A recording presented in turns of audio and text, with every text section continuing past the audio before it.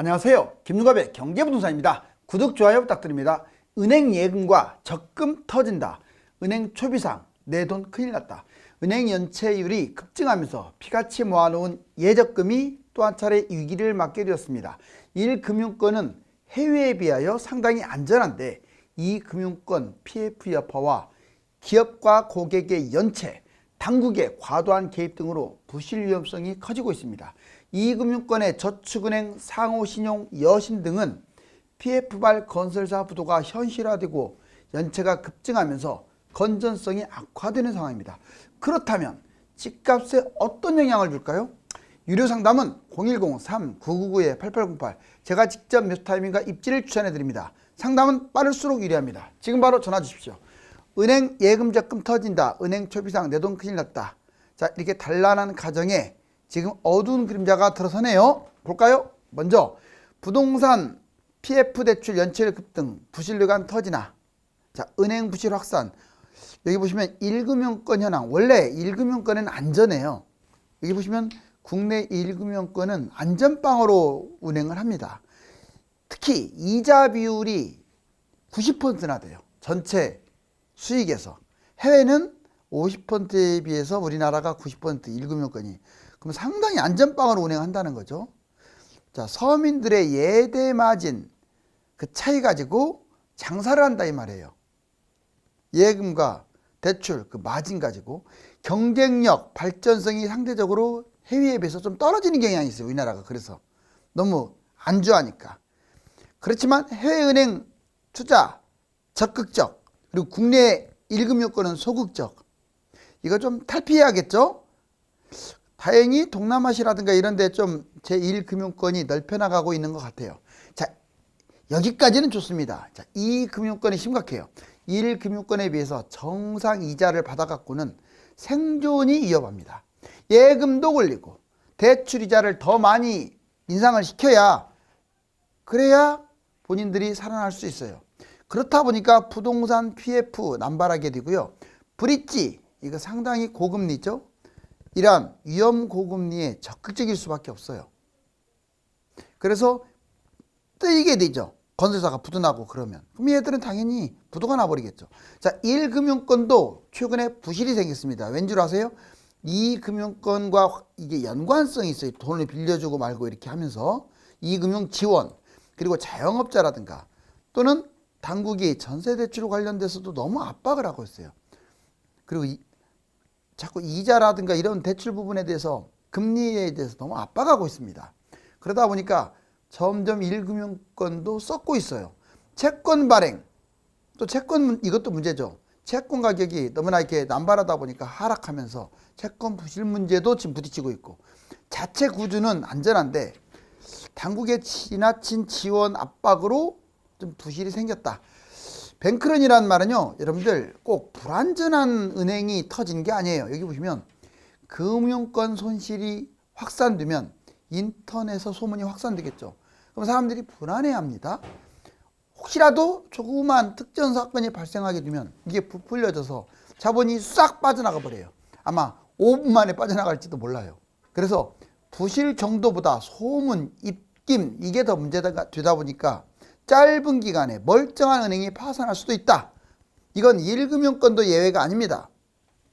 자, 여기 보시면 기업, 은행, 고객 파산 순위를 보면 여기 예전에 SVB 은행 보시면 예금 고객이 내 돈 내놔. 당연히 스타트업.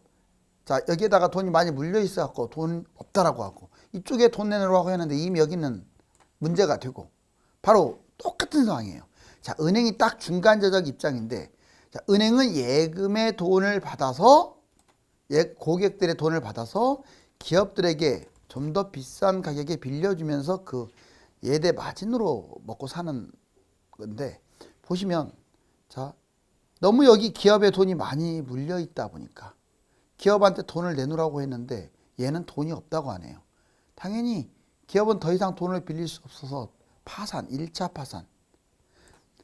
자, 은행은 또 어디 돈이 이렇게 모였겠어요? 당연히 예금자 고객의 돈이 들어가 있겠죠. 돈 내놓으라고 하는데 이게 파산하고 돈을 못 받다 보니까 돈 없다.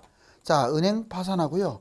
더불어서 가게까지 바로 이 3단계 금방금방 이동해버립니다. 자, 우선 이번에는 이제 여러분들에게 아주 중요한 한번 이 안건을 내볼게요. 여러분들은 지금부터 집값이 뛴다고 생각합니까? 떨어진다고 생각합니까? 객관적인 잣대가 필요해요. 이제 자기만의 고집을 끝까지 주장하면 안 돼요. 자기만의 고집을. 여기 보세요. 부동산은 객관적 전망, 점검. 더 오를까요? 더 떨어질까요? 여러분들이 판단해서 가장 합리적이고 가장 객관적인 근거를 제시하는 사람들의 말을 귀담아 들을 필요가 있습니다. 먼저 크게 부동산 객관적 전망을 했을 때 해외 요인하고 국내 요인으로 양분화시킬 수가 있죠. 자, 해외 요인의 중요한 세 가지는 금리, 경제, 집값이 있습니다. 자, 금리를 봤더니 소폭 불확실성은 존재해요.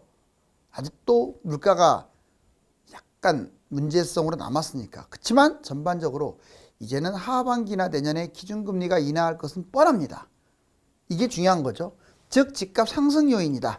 경제 볼까요? 소폭 불확실성. 예전에는 경제 위기가 터질 수도 있고 은행이 부도날 수도 있었는데 아예 그걸 없다고 할 수는 없지만 소폭이라고 했어요. 주가가 지금 계단식으로 올라가는 것도 선행지수로서 이러한 불확실성이 해소된 거죠. 자, 세 번째 마지막으로 집값. 미국, 캐나다, 호주, 영국, 중국. 자, 우리나라하고 같이 움직이는 나라들의 집값이 다 뛰고 있습니다. 뉴질랜드만 하락하고 있어요. 결론적으로 자, 이 해외 요건은 지금 다 집값이 상승하는 쪽인데 이게 한 70% 비중을 차지해요. 여러분들 지금 무엇 때문에 집값이 폭락했나요? 바로 이 요인, 특히 금리, 이 요인 때문에 폭락했잖아요. 국내 요인은 30%인데 자, 이것도 한번 분석을 해볼게요. 국내 요인에서 정책이 있고 지표가 있고 심리가 있습니다.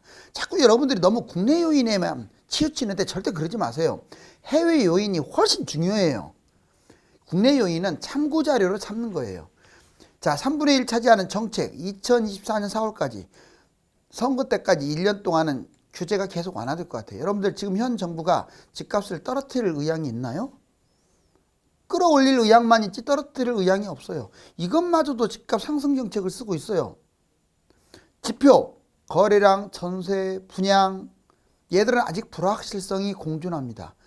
그래서 보통이에요. 왜냐? 불확실성이 크긴 하지만 조금씩 좋아지고 있어요. 심리 볼까요? 자, 옛날에는 매수자하고 매도 팽팽. 오히려 매수자가 유리했죠. 그러니까 후려쳤죠. 지금은 달라요. 매도자가 좀 더 유리합니다. 지금. 파는 사람이 유리한 상황으로 방향이 가고 있어요.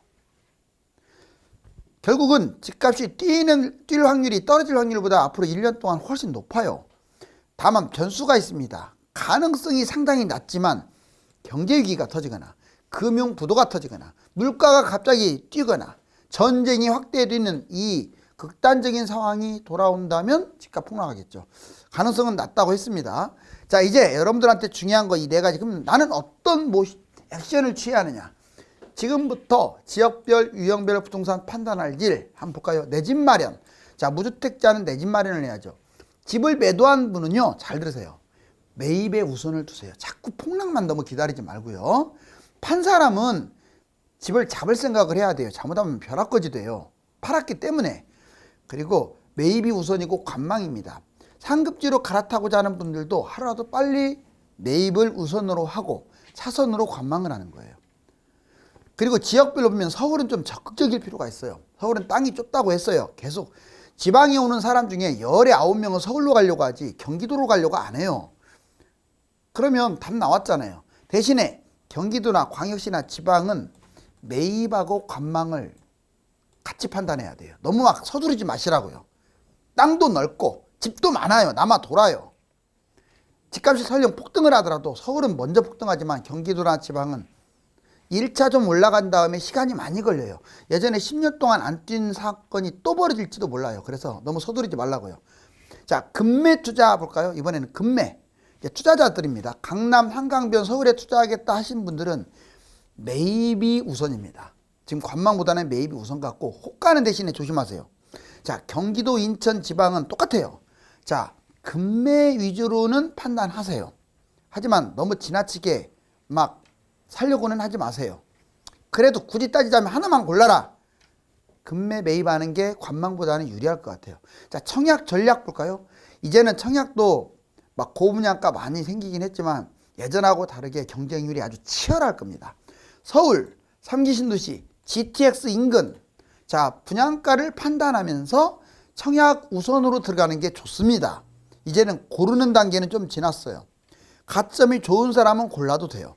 그런데 가점이 50점 정도 뭐 미만 평범해요. 그리고 추첨에 기대해서 당첨이 돼야 돼. 이 사람들은 마치 자기가 당첨되는 것처럼 이거에 몰빵한다. 벼락거지릅니다. 다시 한번 말씀드리지만 집을 못 사, 집값 다 뛰어버릴 거 아니에요. 그래서 가점이 낮은 사람들은 너무 청약에 기대면 안 돼요. 이런 기댈 분들은 급매 우선으로 매입하는 걸 준비하라고요. 아니, 가점 좋으면 기다리는 게 맞고요. 고분양가 또는 외곽에 있거나 미분양 매입은 신중하세요. 금지사항이 있습니다. 비주택 매입, 주택 아닌 것들은 이 시점에서 왜 주택을 매입합니까? 상가, 호텔, 땅, 지식산업센터 하지 마세요. 이번엔 아파트 아닌 것들, 비아파트 매입, 이것도 금지입니다. 빌라, 오피, 도시형 생활주택, 지역주택조합. 자, 막연한 재개발 왜 합니까? 막연한 재개발은 아파트가 다 폭등한 다음에 할 것 없을 때 하는 거예요. 이 시점에서 재개발 막연한 걸 한다. 이거 뛰어도 아파트보다 덜 뛰어요. 속도가 빨라져도. 속도 늦으면 망해버리고요. 신축, 구축, 빌라, 다가구 다 막연한 재개발 하지 말라고요. 자, 이제 넘어갑니다. 금융권 위기 3가지. 자, 이 금융권 기업 연체 급등, 하반기 부실 보면 금리 동결 후유증이 좀 생길 것 같아요. 기준금리 3.5, 3연속, 4연속 계속 동결하고 있는데 경기, 금융 이렇게 자꾸 그렇다 보면 금융이 불안할 수도 있어요. 경제 불확실성, IT 반등 시기, 선진국, 중국 침체 이게 아직도 이어지고 있습니다. 그렇지만 조금씩 뭔가 모르게 좋아지니까 주가가 선행지수로 뛰고 있어요. 금융 불안, 은행, 증권, 보험 부도날 가능성이 조금은 있어요. 많지는 않아도. 그리고 해외은행도 역시 부도 가능성이 좀 아직은 남아 있습니다. 예전보다는 확 줄었어요. 3, 4월에 비해서는. 그래도 염두는 하고 있자. 자, 연체율 볼까요? 연체율이 문제입니다. 지금 이 시점에서. 연체율 급등 7년 만에 최고치. 자, 1, 2금융권 다 위기예요. 2금융권. 저축은행 1분기 5.1까지, 카드사는 1.4까지 급등해버렸어요. 5대 은행, KB, 신한, 하나, 우리, NH 다 올라갔어요. 다만 아직은 0%대이기 때문에 2금융권에 비해서는 안전하죠. 자, PF 부실, PF 대출 잔액 116조, 대출 73%가 비은행, PF 연체율 급증해갖고 3배, 부동산이 위축되면서 더 심각해졌어요. 미분양, 미입주 이것까지. 가계대출은 1800조, 기업대출은 2200조.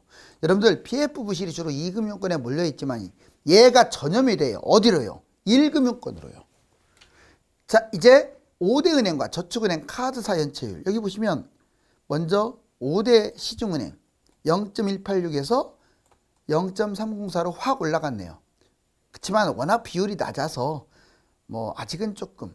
자, 그 다음에 금융권 다른 것 볼까요? 5대 시중은행 22년 말 올해 1분기 0.16에서 0.27이 0.20에서 0.34라고 나왔죠. 저축은행은 급등했습니다. 원래도 3.4로 높았는데 5.1로 엄청 높아져 버렸죠. 5대 카드사. 자, 신한, 삼성, KB, 우리, 하나 0.90, 0.21이 1.10, 1.37. 여기만이 아니라 여러분들 뭐 농협이라든가 새마을금고라든가 신협이라든가 자, 이런데 상호조합도 연체율이 올라가고 있어요. 여기 보시면 나왔네요. 자, 저축은행, 새마을금고 예금 잔액 볼까요? 예금이 계속 늘어나는가 싶더니 2월을 기점으로 내려가고 있어요. 이제 이자율도 낮아졌지만 조금 위험하다는 것 때문에. 자, 저축은행도 보세요. 꾸준히 낮아지고 있죠. 예금이 낮아진다는 것은 제목과 더불어서 은행 예금 적금이 위험하다는 걸 반증하는 사례도 돼요. 자, 부동산 PF 어휴 엄청나네요. 저축은행의 PF 보세요. 자, 이제는 다주택자가 더 증가하고 상급지 대형 비용 희소성 뭔 말이냐? 지금 퍼센트로 한번 뽑아볼게요.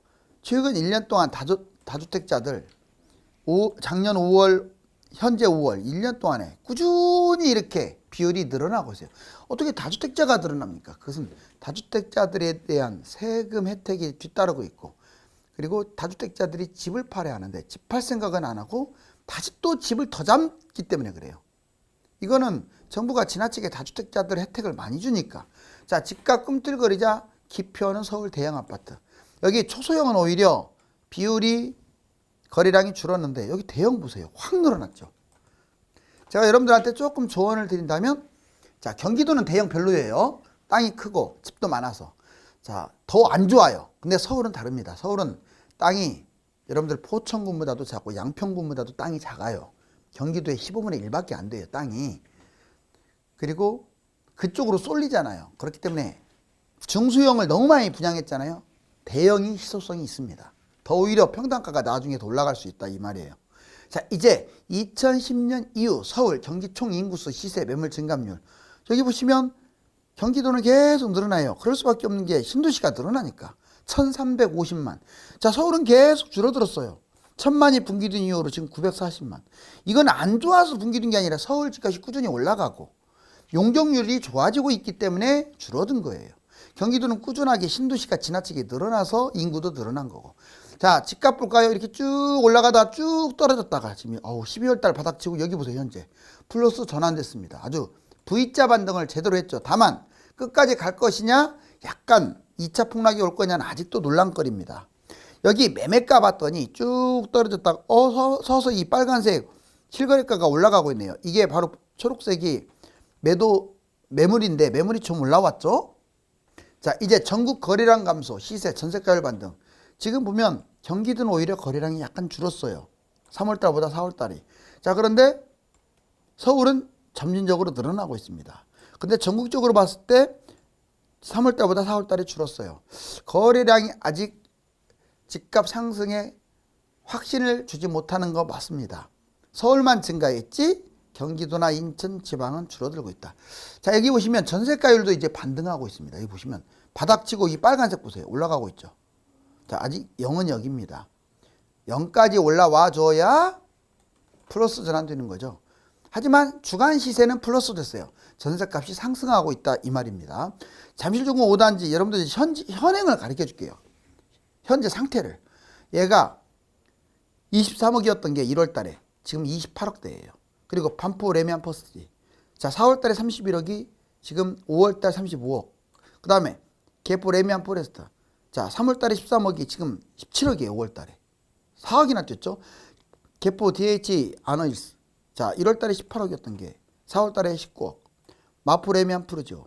5월 1일 날 13억이었던 게 지금 16억으로 올라와 버렸어요. 전반적으로 강남 한강변은 집값이 좀 오르는 중입니다. 하지만 이제 은행 예금 적금에 이 은행권 부실이 어떤 영향을 줄까요?